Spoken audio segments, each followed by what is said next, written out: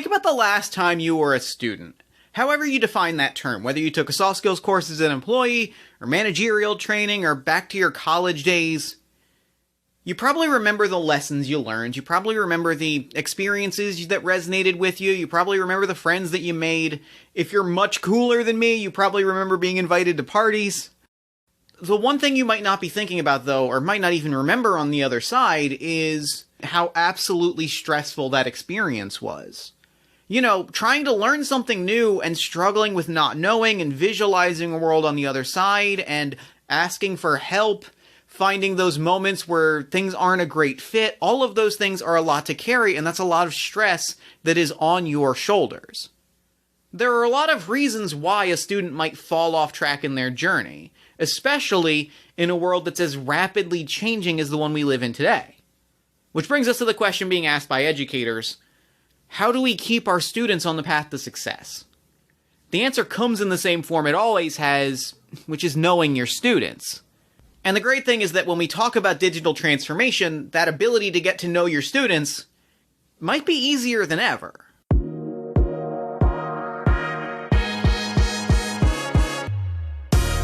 This is Transformation at Work, a podcast that looks beyond the buzzwords at real stories of digital transformation and Salesforce success.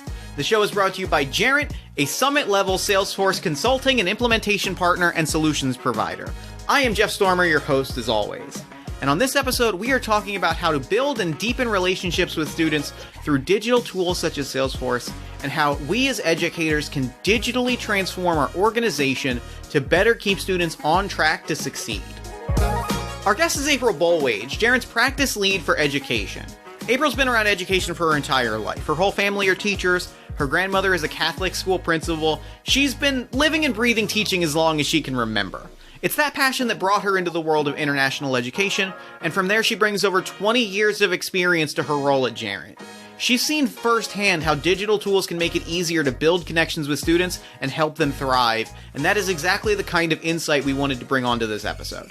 We kick things off with an overview of really the specific kinds of factors that can lead to students at any level of education falling off track. Yeah, I think when you think about what will keep a student on track, it's knowing what that track looks like. So a lot of times for students, you have an idea of what your process might look like. You have an idea of what your next couple of years might be, or the month, whatever the length of your program might be, depending on what you're pursuing. But you may not be certain or clear about what those requirements are. So a lot of times, administrators know in the back of their mind, they have it somewhere documented somewhere, but maybe not in a systemic way that students can feel like, I understand where my progress is. I understand what point I am in my journey. I understand what those requirements are. And a lot of times, if they are available, they're not accessible.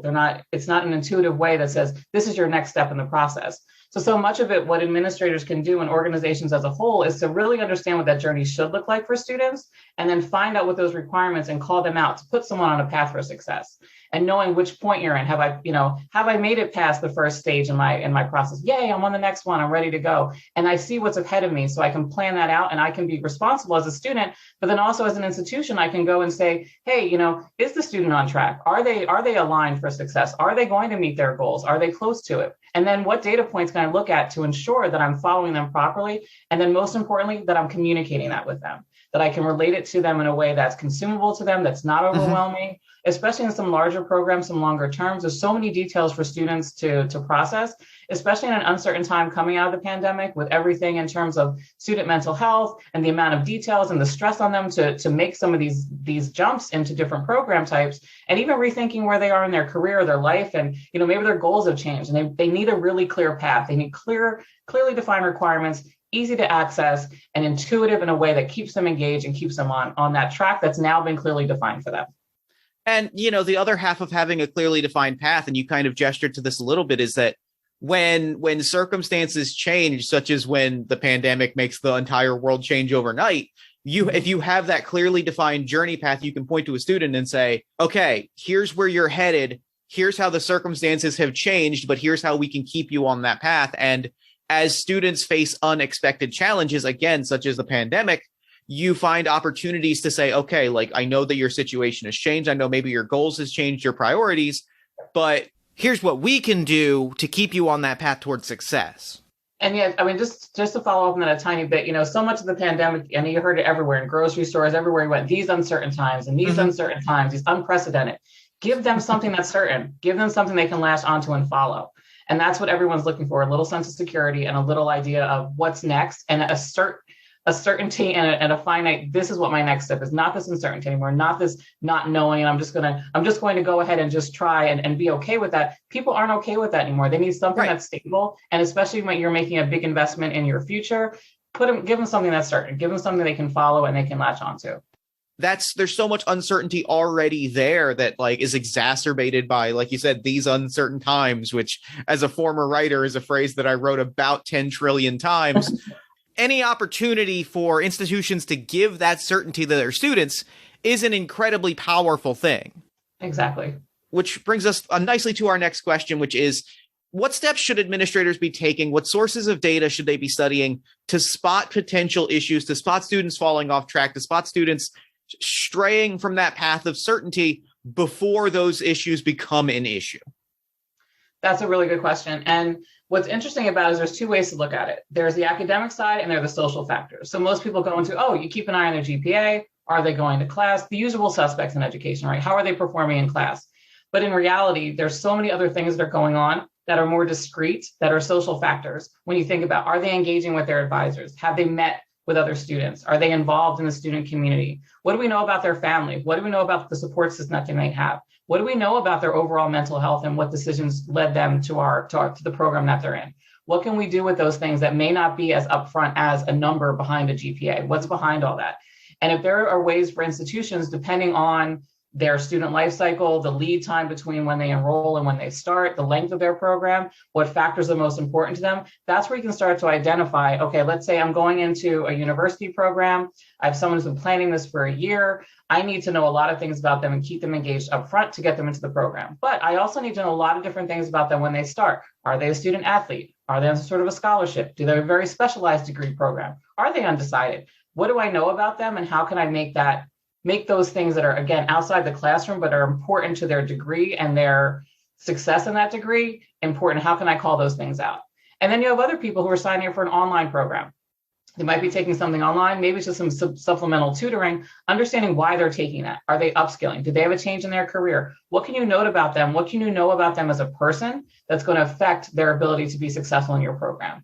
And so many times, as I mentioned, it's those usual suspects of numbers and classes and grades, when there's all these things in the background that if a student is not comfortable and they don't feel like they're part of a community and they're not participating as part of that community, you're less likely to keep them engaged and keep them on a path for success. April's got a really good point here, and I'd like to bring it home with a personal anecdote, if I may. When I was a kid, I was bad at math. I did terrible in all of my math classes growing up. It was the one subject I really, really struggled with. I mean, aside from gym, but who's counting? Math classes were my mortal enemy. And if you, like a lot of teachers did through middle school, high school, college, into adulthood, looked at my grades, my transcripts, the kind of data that was actively being aggregated when I was in school in the year 2000, anyway, you would say, well, Jeff isn't a great fit for math. He's really not going to excel in mathematical pursuits. There's a reason that I ended up becoming a writer and then a podcaster. But to bring it back to April's point, there were a few teachers over the years who spotted the fact that, hey, this kid, he's playing a lot of board games, he's playing a lot of war games and video games, and he's playing Dungeons and Dragons every weekend. This is a kid that's doing a lot of math, just in non-traditional contexts. And those were the teachers that helped me connect with mathematical concepts, and in some cases, those are the reason that I passed those classes. Now again, when I was in school, there really weren't ways to track and collect and distribute that data unless you were an individual teacher paying particularly close attention, and I am extremely grateful to the ones that were. But now I want you to think about how much easier it is with Salesforce to aggregate that data on students, their passion, their skills, their drives, their hobbies, the things that keep them getting up in the morning, and be able to distribute that among educators and among every level of your organization to give that many more opportunities to say, hey, here's what we're teaching. Here's how we can connect it to you as a student, whether that's a student in an employee education program, a study abroad program, high school, college, whatever.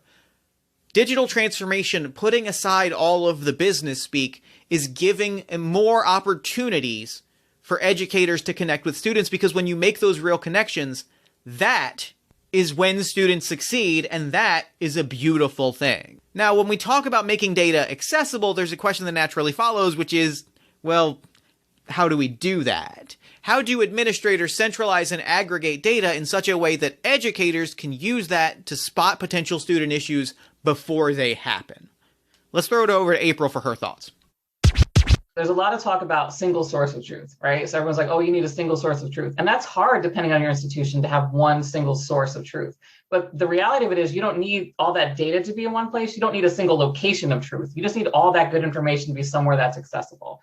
And I think that's where it gets challenging, especially for larger institutions or those that may have even, some smaller schools or some other institutions that have less, let's say, less lead time for their program or less lengthy studies. They also have data in a bunch of different places. It could be because of the programs are run in different locations. It could be a matter of access.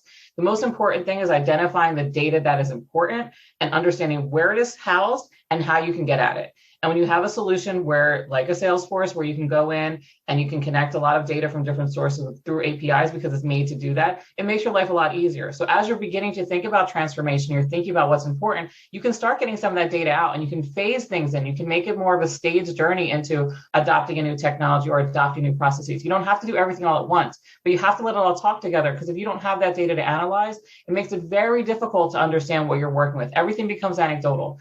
We had situations in my previous life where we had an idea of what our student demographic was. Oh, our students are 18 to 25. They're always from these countries, and this is how they operate. When we actually were able to get at some of the data, when we put some of these strategies in place to really dig in and get to the data, the truth is our students were a lot older than we had recalled. Their goals were a bit different because they were a bit older. So having that in mind and knowing that made it easier for us to relate to them and then explain to them how we can make them successful in the goals that we know that they have because they've identified that. And the great thing, and I'll go back to admissions again, you can ask a student anything you want on an application and make that required. So you can start gathering all this information from them very early on so you can understand how to relate to them and why. And then once you know that, then you can put them back on that ideal path, right? You know your student population the best. You know, based on the information you've collected from them on that application, in addition to their program of study, what else are they interested in? How can I build something that's important to them? How can I make this accessible? You can start surveying them. You can start getting their feedback in ways. And that data can all be in a place or in multiple places. As long as you can access it, you can pull it up to a higher level and really start understanding who your students are today and not who they were 5 years ago or 10 years ago or someone remembered. You hit the nail on the head. It is so easy to think about it in terms of we have to do this all at once. We have to transform the entire infrastructure. If we're bringing in Salesforce, we've got to, uplift the foundation, put everything in place. Like we're replacing the house. Like you said, it does not have to be all at once. And frankly, sometimes it's even better to say, we're taking a little piece of this. We're going to change it. We're going to transform it. We're going to see how that works. We're going to reap the success from that. We're going to, it's going to benefit the organization. And then we're going to build it out from there. You're getting employee investment. You're getting those benefits. It is such a persistent misconception about the idea of digital transformation on the whole, is this idea that, well, if we're doing this, it's going to require doing everything all at once. And that's just not the way that really anyone makes a meaningful change. Like the amount of times that you've made a change of, well, I'm going to change everything right now versus the amount of times you're like, I'm going to change this thing. It's going to go well. And then I'm going to move on to this, that, and the other. That's where real meaningful change happens in any area, whether it's a business, a personal life, or anything in between. Absolutely. And the first thing I heard that was meaningful to me and that an analogy that worked was, it's like you're changing the tires while the car is still moving. Yeah, absolutely. You can't afford to stop. There is no park and stop because you're an organization. You have schools, you have current students, you have future students to consider. How do I keep this thing moving while I'm making the repairs that I need and I'm making some of the improvements that I can? So for sure, it's absolutely something that resonates with people when you say it doesn't have to be. You're not throwing out everything. It's finding the best things about you, about your institution and what's important, and then how do we make them even better in our next iteration of ourselves. Absolutely. And to your other point about student applications and getting that data from students, there are tremendous opportunities to, beyond just identifying at-risk students, right? Like obviously there's the data we can collect to say these students are in danger of falling off track. They are in danger of of falling short of things. We want to help them get over the finish line. There's also opportunities that like centralizing data and leveraging Salesforce can help administrators deepen relationships and help those students succeed. Can you talk about a few of those situations and give a few examples? Sure. I mean, I think one thing, we talk a lot about there's so much weight put on academics, which of course it would be for education, but it's understanding what's important to the students academically. So that's a part of it, right? So we want to know what kind of courses they're interested in. We want to know what kind of activities and groups they're going to be involved in and what their professional goals are going to be. How do we position them for success to be in their future, to see themselves in their future state? Because transformation is happening for the students, right? Like they're living this every day. They're going through this and they're feeling all the steps you've put in place to help put them on a path to success.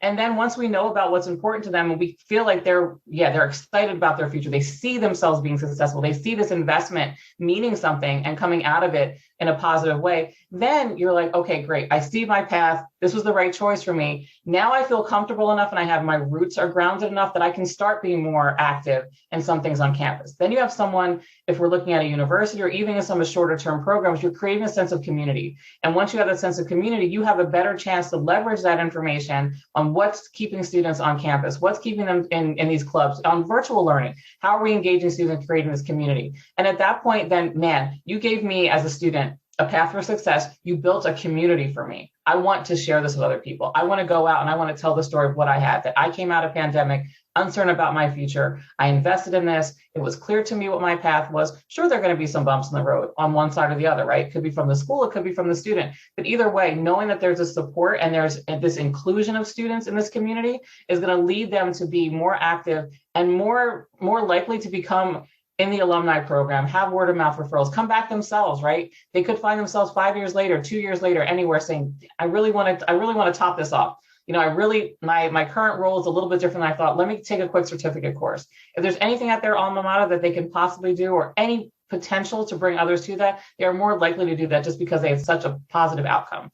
And guess what? Especially if I'm in a university setting and I can become part of that alumni community, that's another opportunity for that institution to stay connected with me, but then also for me to stay connected with that and support and also recommend people, word of mouth referrals. All these things, the ideas of returners and referrals are super important because having a customer, having a student, if we're looking in business terms, right?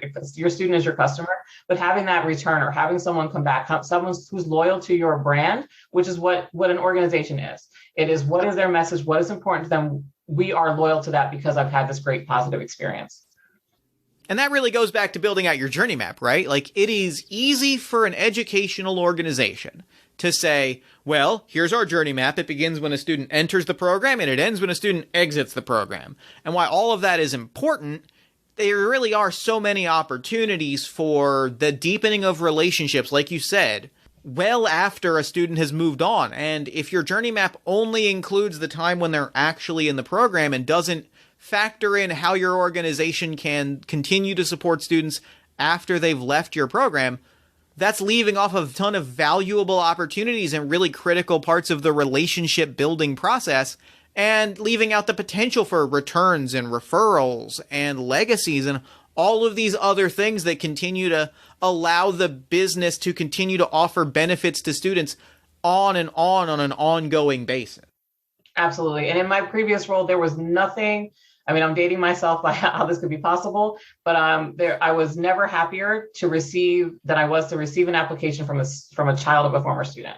That this is someone who, and we were in international education, this is someone who may have only come for a couple months back when they were 18, 20, but they were sending their child in the future because they had such a life-changing experience in that program that even after the changes in the world and how things have gone internationally, they still remembered, man, or this is where I met my wife, or this is where I had this great time and I want my child to do. There's nothing more touching to see that, to have someone send their child back to an institution. And I'm sure in colleges, the same as well, right? When you have legacy students, what that means to an institution.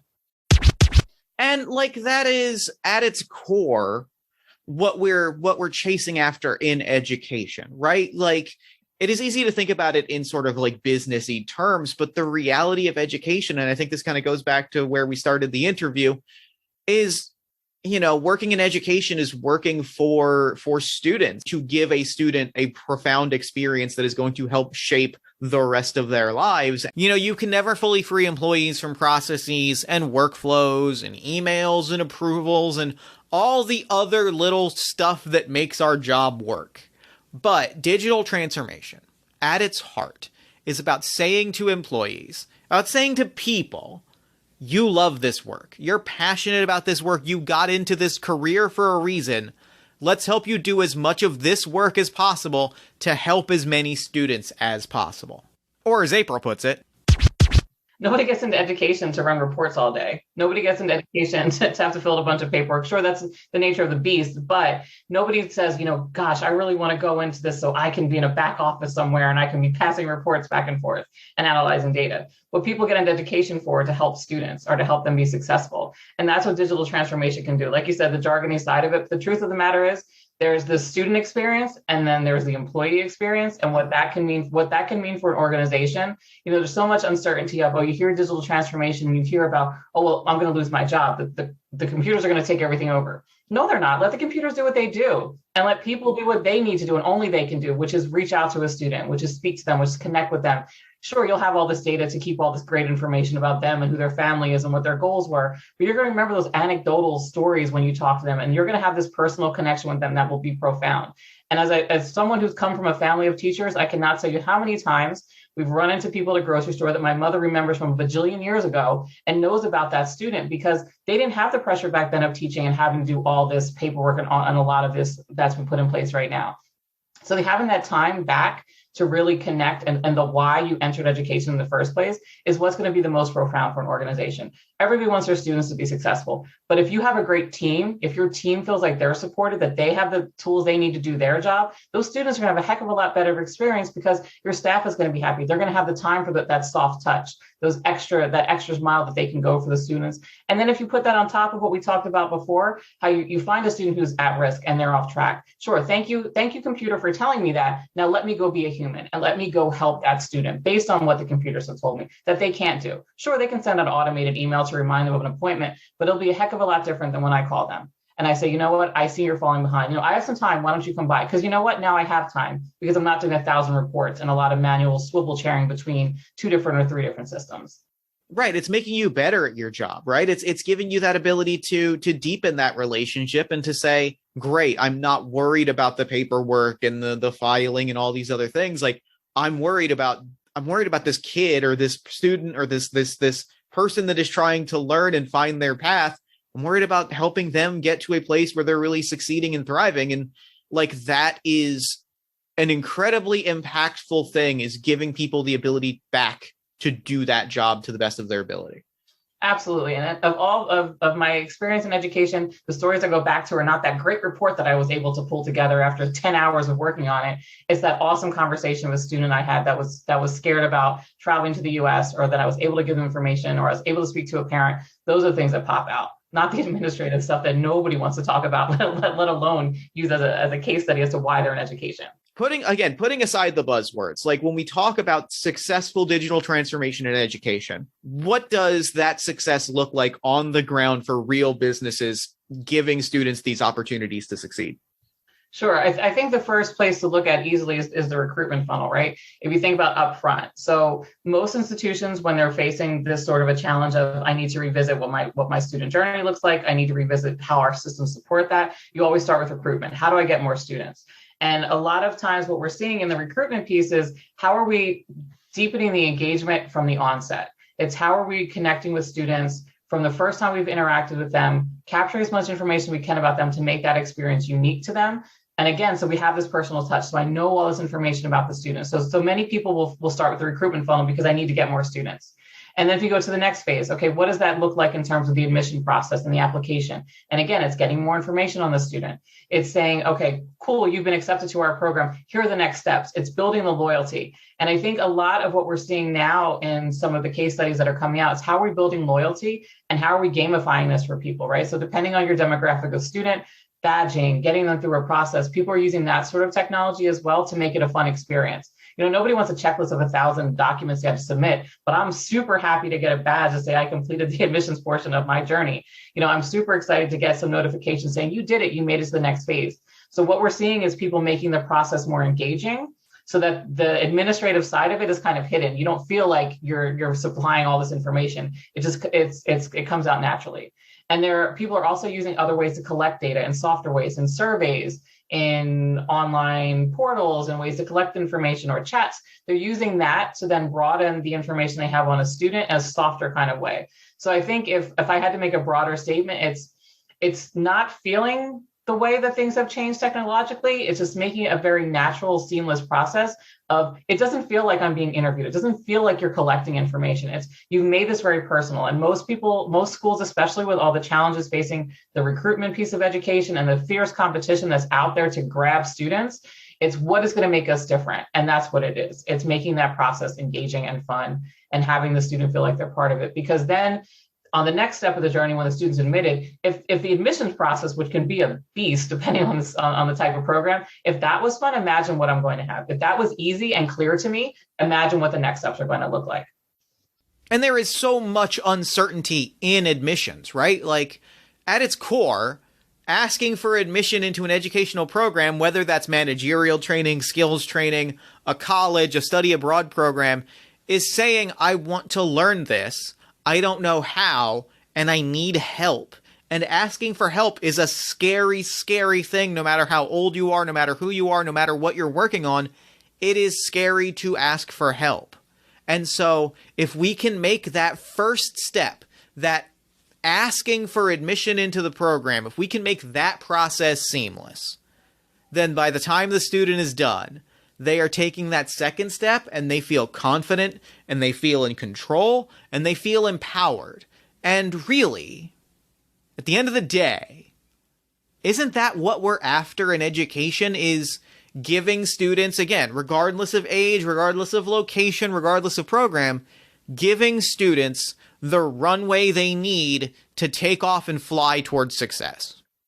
Absolutely. And I think one key opportunity that we're seeing in many of the case studies within the different types of organizations, it's how are we leveraging this bit of chaos in coming out of the pandemic? How can we take some of the roadblocks that we've created for ourselves over the years and built up and remove them? Because now we have a chance to. Now we have a chance to revisit what our student journey looks like. We have a chance to revisit the recruitment process.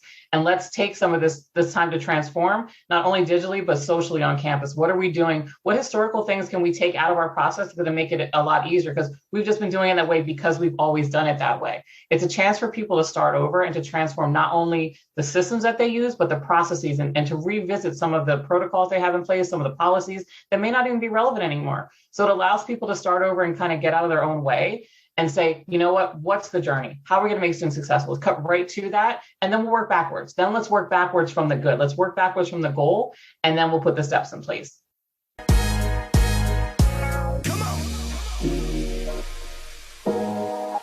The goal in education is to help students. And if you want to help students succeed, you need to know them, their likes, their dislikes, their skills, their struggles, their passions, their hobbies, all of this data that is well outside the realm of grades and transcripts.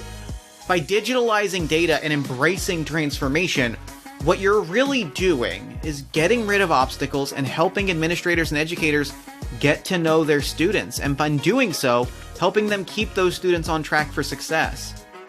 This has been Transformation at Work. Thank you so much for listening, and thank you again to April Bolwage for an absolutely incredible conversation. Transformation at Work is, as always, produced by Jaren in collaboration with Salesforce. I am Jeff Stormer, your host and producer. Until next time, thank you so much for listening, and we hope that we'll see you again real soon.